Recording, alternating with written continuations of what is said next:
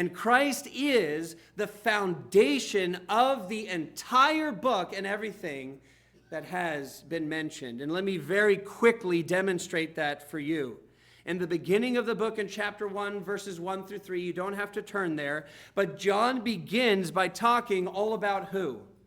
Jesus Christ. He tells us in verses 1 through 3 that Jesus is the one who came from the beginning. He is the eternal God who took on flesh.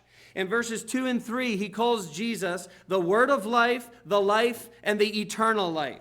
In verse 4, he tells us that through our knowledge of Jesus Christ, that is the source of the fellowship that you and I have as believers, and it is through Christ that you and I can actually have joy in this life. And as we come to the end of the book, chapter 5, in verses 11 through 13, we saw last week, the text is all about Jesus. It was all about what you do with Christ. Do you believe that he is the Son of God? In verse 11, he tells us the life is in the Son, that is Christ. In verse 12 of chapter 5, he says that Jesus is the source of eternal life. In verse 13, he shows us that our assurance or our confidence of eternal life comes through Jesus Christ. And in our text for this morning, if you look at the very last verses, verse 20, John says, "And we know that the Son of God has come and has given us understanding so that we may know him who is true."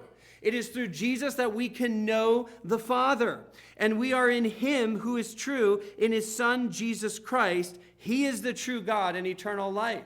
John says Jesus is the true God, and again he affirms that in Jesus is eternal life. The beginning of the book centers on Christ, the end of the book centers on Christ, and everything in the middle is a result of those who rightly respond to Christ.